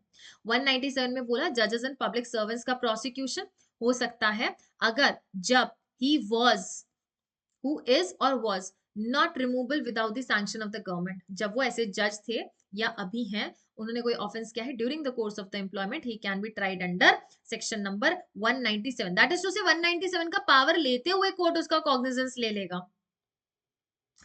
सेंट्रल गवर्नमेंट की प्रीवियस कंसेंट चाहिए अगर वो पर्सन एम्प्लॉयड है यूनियन में, एंड स्टेट की चाहिए अगर वो एम्प्लॉयड है स्टेट गवर्नमेंट में। कोई भी सैंक्शन नहीं लेना है अगर ये सारे ऑफेंसेस से हमारे जजेस या पब्लिक सर्वेंट्स को क्या कर रखा है स्टूडेंट्स? एक्यूज कर रखा है। 198 इस सवाल का जवाब बनता है जो हमने क्वेश्चन नंबर 9 डील किया। It says prosecution for the offences against marriage, marriage के अगेंस्ट हम प्रोसिक्यूशन कर सकते हैं, बिल्कुल कर सकते हैं। अगर ऑफेंस अंडर चैप्टर नंबर 20 हुआ है और विमेन 18 इयर्स बिलो है, ल्यूनाटिक है, आइडियट है, सिक है, इन्फर्म है या पर्दा नशी वुमेन है, तो एग्रीव्ड पर्सन जब ऐसी कंप्लेंट फाइल करेंगे तब भी कॉग्निजेंस लिया जा सकता है। एंड कोई भी अदर पर्सन जो कोर्ट की परमिशन के साथ हो, कोई other person authorised bye husband हो सकता है, फादर, मदर, ब्रदर, सन sorry brother, sister, son, daughter, father और मदर के ब्रदर्स एंड सिस्टर्स, और कोई भी पर्सन जो ब्लड, मैरिज एंड अडॉप्शन से कोर्ट की परमिशन से ऐसा कंप्लेंट फाइल कर दे तो ऐसा कॉग्निजेंस लिया जा सकता है, otherwise no. And next point क्या है? 376 में अगर रेप किया गया है विमेन के साथ who is under the 18 years, then कोई भी कॉग्निजेंस नहीं लिया जाएगा after 1 year from the date of commission of offence. देखो 198 ए क्या बोला? Prosecution of offence under 498 A, तो कब होगा? पुलिस रिपोर्ट मिलने पर, एंड अगर कंप्लेनेंट एग्रीव्ड है किसके द्वारा, या फिर complainant by aggrieved, complaint aggrieved दे दे, तो भी 198A में कॉग्निजेंस लिया जा सकता है, 498A में जहां हम क्रुएलिटी कर रहे हैं। फिर उसके रिलेटिव्स के बारे में बता दिया आपको यहाँ पे। 198B में क्या बोला, कॉग्निजेंस 376 आईपीसी में कैसे लिया जाएगा, प्राइमा फेसा है जब कोर्ट सेटिस्फाई हो जाए कि वाइफ ने वाकई में ऐसी कंप्लेंट दी है तो। क्लियर है ये चीजें, ये सारी किस्में थी स्टूडेंट्स अगर हमें कॉग्निजेंस लेना है तो। अब आगे सुनो, अगर हमने डेफमेशन कर दिया, किसका डेफमेशन कर दिया स्टूडेंट्स, अगर यहाँ डेफमेशन हो चुका है वीआईपीज का, एंड मेजरली वीआईपी का कहां दे रखा है, सबसेक्शन 2 में दे रखा है। सबसेक्शन 1 ये बोलता है कोई भी कॉग्निजेंस नहीं लिया जब तक कि एग्रीड पर्सन खुद कमीशन एग्रीड पर्सन खुद कंप्लेंट ना दे दे। एंड अगर डेफमेशन हुआ है 18 इयर्स बिलो, ल्यूनाटिक, इनफर्म, सिक या पर्दानशी वुमेन का, तो उनके बिहाफ पे कोई भी पर्सन आके कोर्ट की परमिशन के साथ स्टूडेंट्स अगर ऐसा कंप्लेंट फाइल करता है तो ही कॉग्निजेंस लिया जाएगा। 199 सबसेक्शन 2 किसकी बात करता है, president, vice president, governor, administrator of union territories, ministers of UT, union, state और पब्लिक सर्वेंट, इनका कॉग्निजेंस लिया किसके द्वारा जाएगा, कोर्ट ऑफ सेशन के द्वारा लिया जाएगा। कोई भी कॉग्निजेंस तब तक नहीं लिया जाएगा जब तक कि रिटन कंप्लेंट ना फाइल कर दी जाए पीपी के द्वारा। क्लियर है, and no complaint by PP without sanction, तो पीपी साहब भी तब तक कंप्लेन नहीं करेंगे जब तक कि सेंट्रल गवर्नमेंट या स्टेट गवर्नमेंट लिखित रूप में ना दे दे। एंड टाइम क्या होगा कंप्लेंट का student, 6 months from the offence, offence commit होने के 6 मंथ्स के अंदर अंदर आप कंप्लेंट फाइल कर सकते हैं। ट्रायल कैसे होगी, कैमरा में होगी। प्रोसीजर कैसी होगी, trial of warrant case otherwise on police report before a magistrate. Trial of warrant case कैसे हो रही है, अदरवाइज ऑन पुलिस रिपोर्ट, मतलब कंप्लेन पे हो रही है, तो उसी तरीके से 199 सब सेक्शन 2 में एक पर्टिकुलर जज या हम कहे यस पर्टिकुलर वीआईपी का डेफमेशन का कंप्लेन एंटरटेन किया जा सकता है। और इसकी प्रोसीजर कहां दे रखी है स्टूडेंट्स, 237 में इसकी क्लियर कट प्रोविजन या मैं कहूं प्रोसीजर दे रखी है। तो जब हम प्रोसीजर की बात कर रहे हैं स्टूडेंट्स तो 237 अच्छे से पढ़ना है। प्रोसीजर इन केसेस इंस्टीट्यूटेड अंडर 199(2), क्योंकि ये कॉन्सेप्ट मिक्स होके आ गया तो प्रॉब्लम होगी कि ये कहां से सेक्शन कनेक्ट हो गया। प्रोसीजर कौन सी है, ये डायरेक्ट क्वेश्चन आता है, trial of warrant otherwise on police report by magistrate. And cognizance कौन ले सकता है, ये वाली ही ट्रायल चलेगी, जैसे ये प्रोसीजर चलता है ना वैसे ही चलेगा, लेकिन कॉग्निजेंस कौन लेगा स्टूडेंट्स, कॉग्निजेंस यहाँ पे लेंगे court of session. By whom the cognizance will be taken, cognizance will be taken by court of session। Clear है, कोर्ट ऑफ सेशन यहाँ पे कॉग्निजेंस लेंगे। लेकिन आगे रिक्वायरमेंट देखो, इन कैमरा ट्रायल होगी, कोई भी रीजनेबल ग्राउंड्स नहीं है, इफ नो रीजनेबल ग्राउंड तो डिस्चार्ज कर सकते हैं या एक्विट कर सकते हैं अक्यूज को। उसको कॉम्पनसेशन, दैट इज टू से अक्यूज को कॉम्पनसेशन दीजिए, कितने का, not more than 1000 rupees. And अगर किसी ने उसको कॉम्पनसेशन नहीं दिया ऐसे झूठे दावे के लिए तो उसको कैसे रिकवर करेंगे, एज फाइन। कॉम्पनसेशन कितना एक्सीड क्या एग्जाम्प्ट नहीं करता, आपकी सिविल एंड क्रिमिनल लाइबिलिटी को एग्जाम्प्ट नहीं करता है। And can we appeal against compensation order, yes, कहां जाएंगे, हाई कोर्ट के पास जाएंगे कॉम्पनसेशन ऑर्डर के against. And point number D, compensation कभी भी पे नहीं किया जाएगा बिफोर अपील, जब तक अपील डिस्पोज ऑफ नहीं हो जाती तब तक कॉम्पनसेशन पे नहीं किया जाएगा। एंड अगर अपील प्रेफर कर ली गई है तो जब तक अपील डिसाइड नहीं हो जाती तब तक हम कॉम्पनसेशन पे नहीं करेंगे। Okay, moving on to next question students, क्या बोला है, categories of the person who may without their consent be charged and tried together including the persons accused of। तो सिंपल सा सवाल यहां बनता है, कौन कौन से पर्सन को हम साथ में चार्ज एंड ट्राई कर सकते हैं, which all person can be charged and tried together includes the person of different offenses committed in the course of same transaction। क्या जिसने अलग अलग ऑफेंसेस कमिट किए हैं सेम ट्रांजैक्शन में, क्या उसको हम एक साथ ट्राई करेंगे।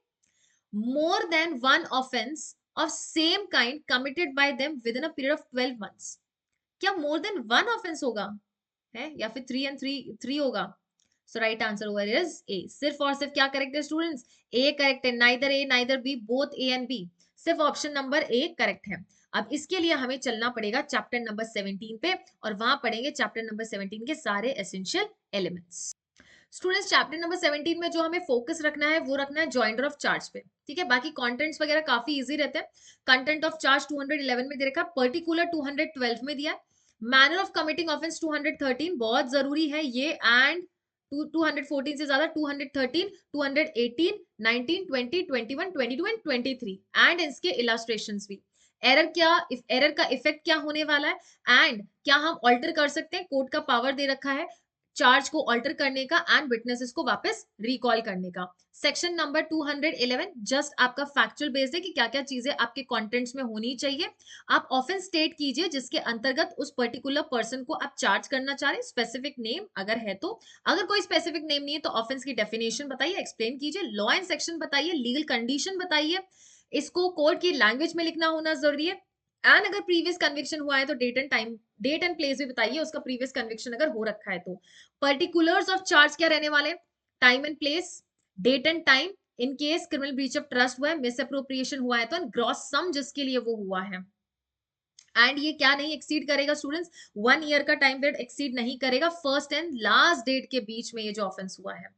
Manner of committing offence, charge ये भी एक्सप्लेन करेगा कि किस तरीके से आपने ऑफेंस किया है, एंड जो लॉ के साथ सेंस अटैच कर रखा है वही चार्ज के साथ भी अटैच किया होना चाहिए। Word used in charge must describe the same offence, 214 कहना चाह रहा है। हमारे मुद्दे की जो बात है वो बेसिकली तो यहाँ है।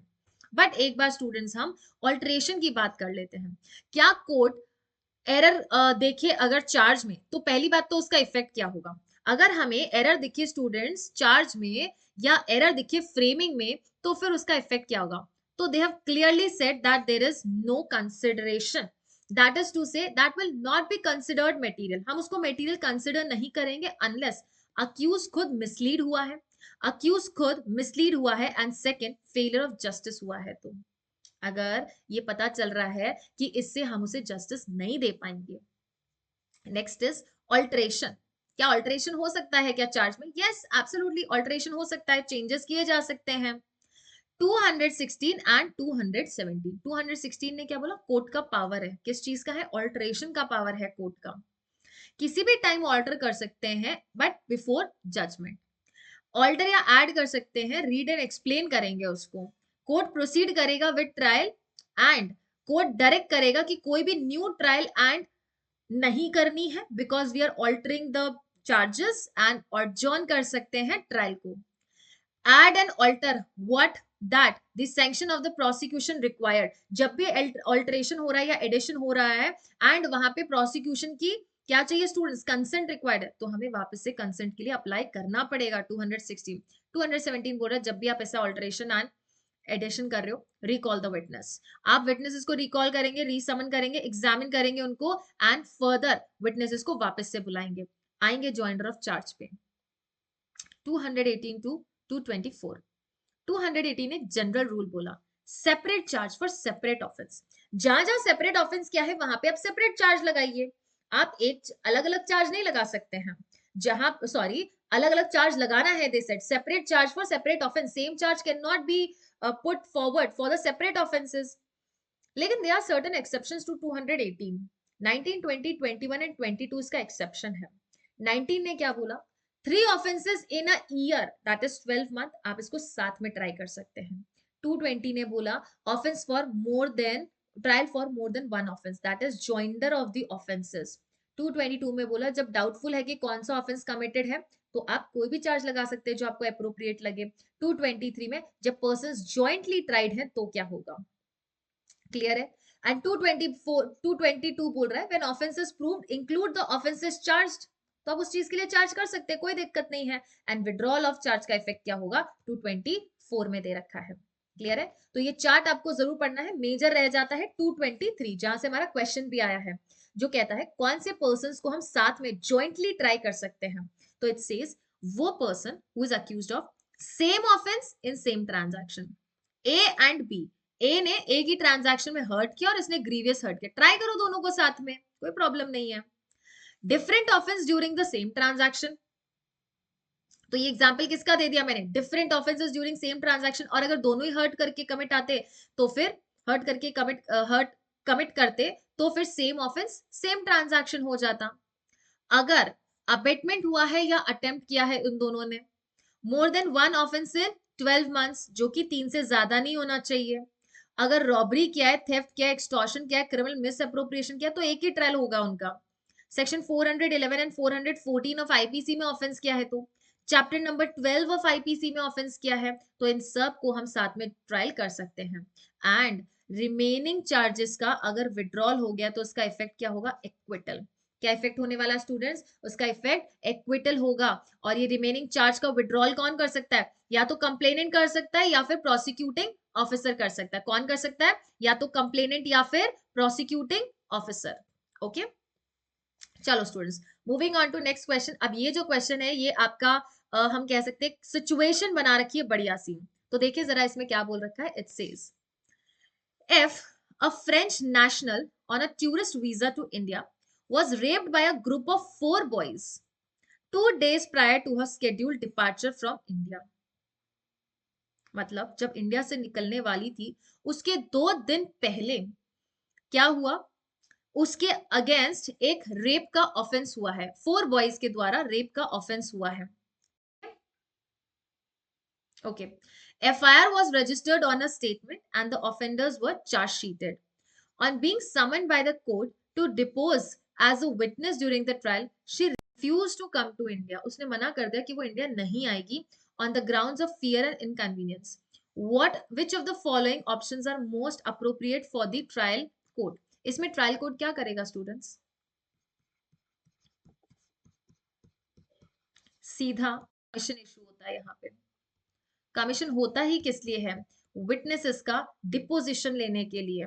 जैसे वीआईपी लोग हो गए हैं, इनको नहीं बुलाया जा सकता, पब्लिक सर्वेंट हो गया है, without being detrimental to their services they can not be called, तो हम कमीशन भेज देंगे। आंसर क्वेश्चन क्या बोल रहा है?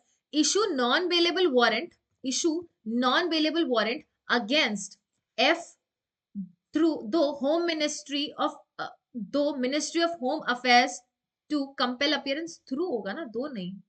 Initiate proceeding for punishment for non-attendance by F under section 350 CRPC।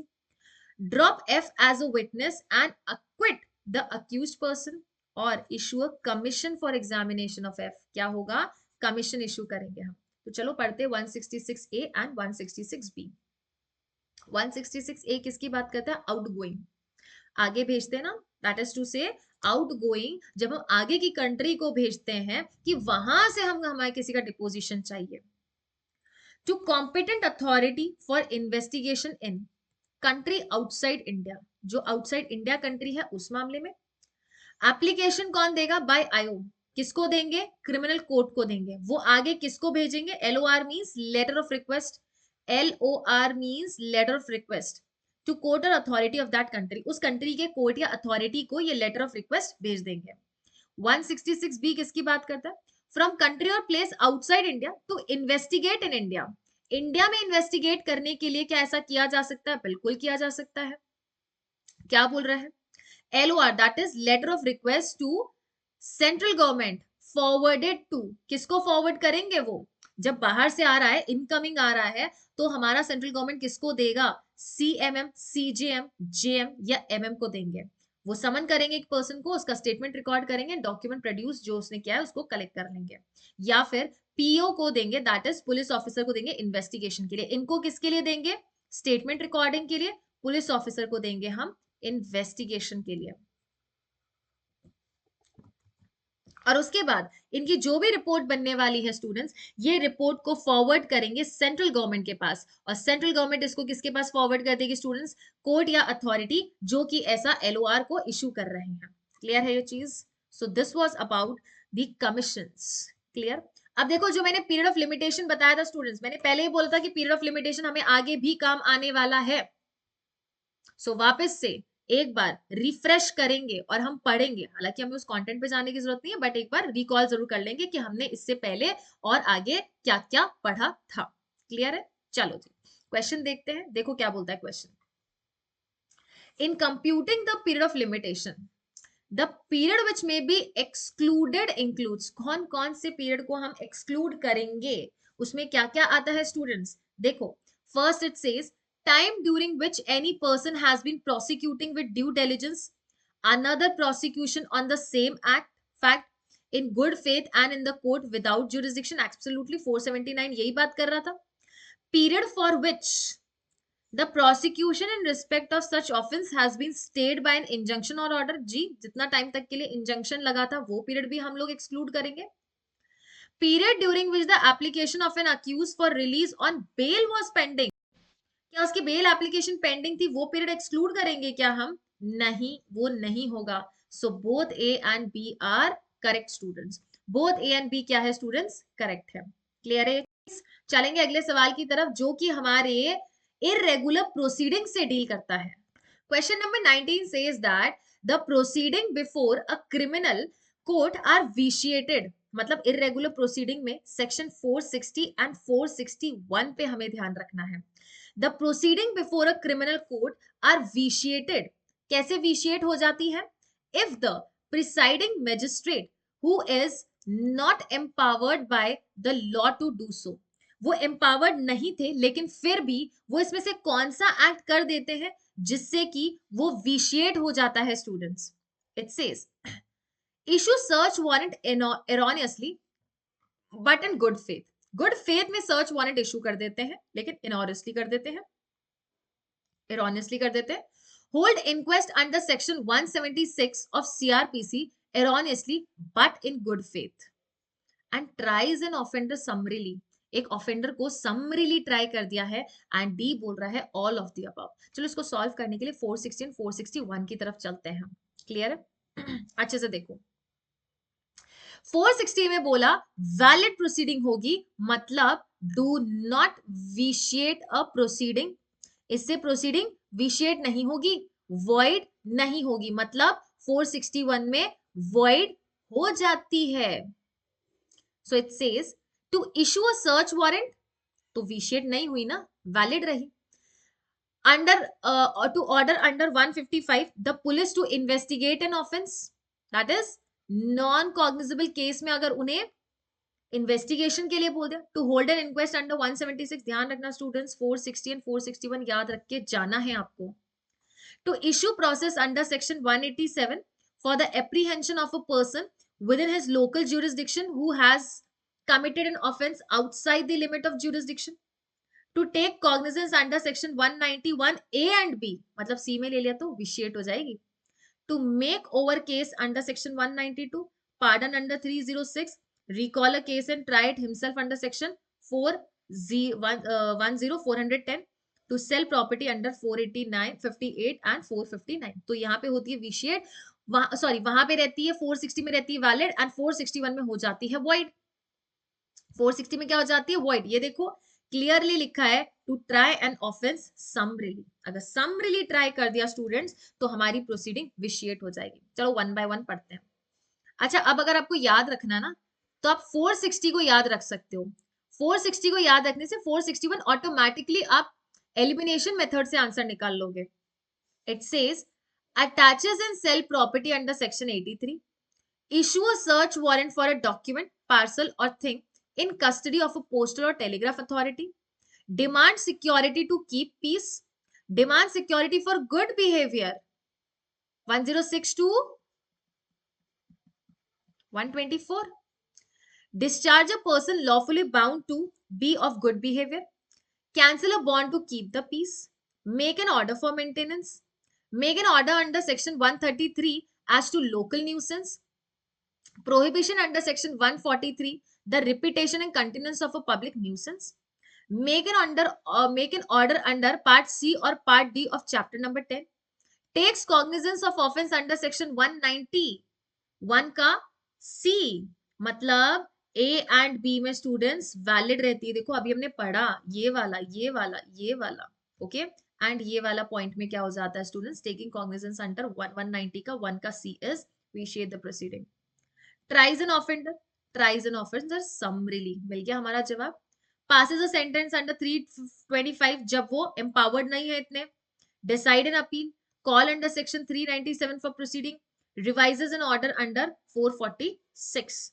तो क्या होगा स्टूडेंट्स राइट आंसर? हमारा यहाँ पे राइट आंसर होगा ट्राइज एन ऑफेंडर समरीली, तो वो क्या हो जाएगी हमारी प्रोसीडिंग को विशिएट कर देगा।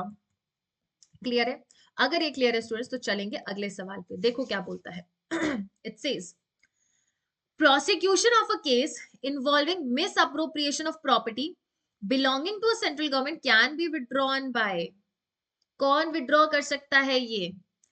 Any public prosecutor on the direction of the state government, PP appointed by central government on the direction of the state government, or public prosecutor appointed by the state government on permission granted by the central government, or PP on the direction of the central government. Option number C is correct. Public prosecutor appointed by the state government on the permission granted by the central government. अगर central government की property का miss appropriation किया है तो उसके prosecution के लिए state government PP को डायरेक्शन तभी दे सकता है जब सेंट्रल गवर्नमेंट ने इसको परमिशन दिया है. क्लियर है? अब स्टूडेंट्स, अरेस्ट के वक्त कई बार एक पर्सन को टॉर्चर किया जाता है. टॉर्चर किया जाता है, जबरदस्ती उससे सेक्शन 161 में बयान लेने की कोशिश की जाती है. तो सवाल अगला इधर से ही आता है, which Supreme Court case discusses the law relating to narco analysis among the following cases? Ram Reddy versus State of Maharashtra, Selvi versus State of Karnataka, State of Bombay versus Kathikalu, and Sharda versus Dharmpal. अब यहाँ पे जो भी answer रहने वाला है students, हम उसको इन डेप्थ डील करने वाले हैं. कैसे डील करेंगे? इन डेप्थ डील करेंगे. देखो, फर्स्ट क्वेश्चन क्या है? ये बोल रहा है नार्को एनालिसिस टेस्ट. तो right answer is Selvi versus state of Karnataka. अब देखेंगे स्टूडेंट्स इसमें क्या क्या बोला गया है. अच्छे से सुनना, 4 पॉइंट है, बहुत अच्छे. मेज में जाओगे ये भी लिख के आ सकते हो, नंबर मिलेंगे बहुत अच्छे. Selvi versus state of Karnataka 2010 में supreme court says narco analysis test can not be forcibly conducted on an individual. आप जबरदस्ती कंडक्ट नहीं कर सकते हो. See, every test that is conducted on a person has to be conducted by his consent. अब मान लो अगर कंसेंट नहीं दे रहा है, that is not the police lookout, that is the lookout of the magistrate. They are going to draw an adverse inference that why the person is not ready to undergo a test or why a person is refusing to answer. Section 114 of Indian Evidence Act. ठीक है, देखो, it says first point बोल रहा है no lie detector test should be administered except on the basis of the consent of an accused. जब तक consent accused ना करे, consent accused consent ना दे, तब तक कोई lie detector test नहीं होगा. An option should be given to accused whether he wishes to avail such test or not. Third, if the accused volunteers for a lie detector test, अगर उसने volunteering कर दी, that is to say अगर उसने consent दे दिया, he should be given access to a lawyer. एक lawyer उसके access में, उसके साथ, उसके presence में रहना चाहिए. And the physical and emotional and legal implication of such a test should be explained to him by the police and his lawyers. उसके lawyers and police के द्वारा उसको ये detail या हम कहें जो डील ये जो इफेक्ट होने वाला है इसका इमोशनल, फिजिकल एंड लीगल, इसका इफेक्ट बताना चाहिए. Third is the consent should be recorded before a judicial magistrate. Consent किसके सामने रिकॉर्ड होनी चाहिए स्टूडेंट्स? जुडिशियल मैजिस्ट्रेट के सामने उसकी कंसेंट रिकॉर्ड होनी चाहिए. Fourth, during the hearing before the magistrate, the person alleged to have agreed should be duly represented by a lawyer. उसको लॉयर के सामने भी आपको रिप्रेजेंट करना चाहिए. क्लियर है? ये हो गया हमारा 4 पॉइंट्स. ध्यान रखना, कंसेंट रिकॉर्ड होनी चाहिए जुडिशियल मैजिस्ट्रेट्स के सामने. कंसेंट कहाँ रिकॉर्ड हो? Judicial magistrate. इनफैक्ट हम लोग सेक्शन 164 में ही बोल रहे हैं मैजिस्ट्रेट ही कंफर्मेशन रिकॉर्ड करेंगे. तो जस्ट लाइक दैट कि वो नार्को एनालिसिस टेस्ट में, लाई डिटेक्टर टेस्ट में चाहे कुछ भी बोले, but there should be the presence of the lawyer. उसको एक्सप्लेन करे क्या फिजिकल, इमोशनल या हम बोले तो लीगल इम्प्लीकेशंस होने वाले हैं उसके. मैजिस्ट्रेट्स हो वहां पे. And during the here the person एलिज्ड should be duly represented by a lawyer. उसको भी बोलिए कि आपको लॉयर का अधिकार है. ठीक है, अभी जब हमने चार्जेस की बात की थी स्टूडेंट्स, तो हमने ये देखा था जॉइंडर ऑफ चार्ज कैसे होता है, how alterations and the reframing of the charges can be done. तो सेक्शन 216 ऑफ सीआरपीसी बोल रहा है court has the power to, किस चीज का पावर है? Court has the power students to add the charges already framed, alter the charges already framed, neither to alter or nor add the charges already framed, or add to and alter the charge both. क्या सिर्फ already framed charges को students वो alter कर सकते हैं?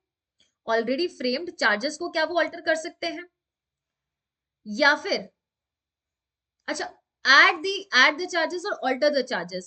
Second C बोल रहा है neither add nor alter, and D बोल रहा है add to and alter the charges both, so both are correct, option number D. ठीक है, क्लियर है। अगला क्वेश्चन देखो क्या बोल रहा है, a criminal court shall not take cognizance of an offence after the expiry of, कब एक क्रिमिनल कोर्ट कब कॉग्निजेंस का, सॉरी एक ऑफेंस का कॉग्निजेंस नहीं ले सकता after the expiry of 6 months, मतलब शैल नॉट बोला ना 6 months, if the imprisonment does not exceed, किसको एक्सीड नहीं करता है students, does not exceed 1 year imprisonment, correct है। आगे देखो क्या बोला, 1 year if the imprisonment does not exceed 1 year, ये थोड़ी ना सही है। 3 years if the punishment does not exceeds 1 year punishment, and आगे देखो 3 months if the punishment does not exceed 1 year imprisonment, तो कब कॉग्निजेंस नहीं ले सकता, after the expiry of 1 year, अगर पनिशमेंट 1 साल से ज्यादा का नहीं है तो, अगर 1 साल तक है तो 1 साल के अंदर अंदर, 1 से 3 है तो 3 साल के अंदर अंदर।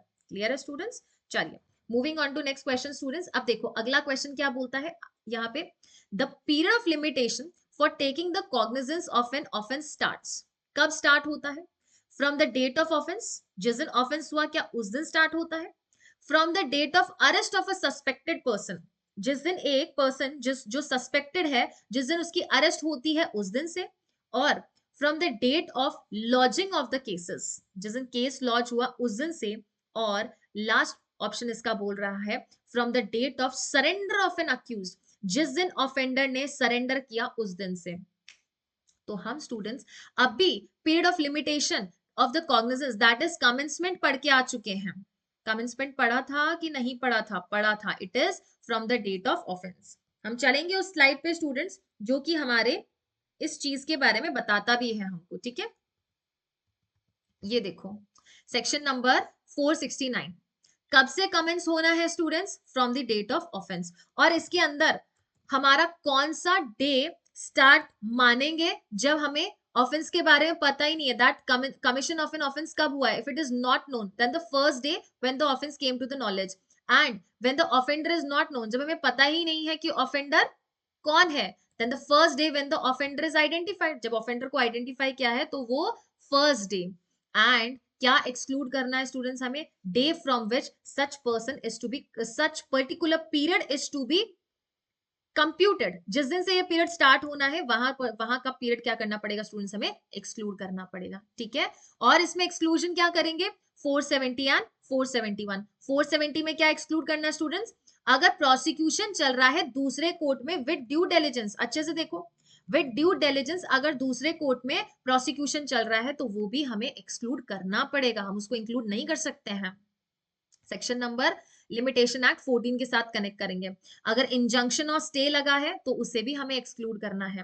Time requisite for obtaining the sanction, जितना टाइम हमें गवर्नमेंट का सैंक्शन दैट इज कंसेंट लेने में लगा वो भी एक्सक्लूड करना है, because we have already seen 199 subsection 2, हम अभी पढ़ के आए, जस्ट अभी पढ़ के आए कि हमें सेंट्रल गवर्नमेंट स्टेट गवर्नमेंट का कंसेंट लगेगा, तो वो कंसेंट देने में, वो सैंक्शन देने में टाइम लगाएंगे, उतना टाइम हमको क्या करना है, एक्सक्लूड करना है, we can not included. And last fourth अच्छे से ध्यान रखना, जितने टाइम तक के लिए इंडिया से एब्सेंट है या जितने टाइम तक के लिए इंडिया के बाहर है तो वो टाइम पीरियड भी हमें एक्सक्लूड करना है।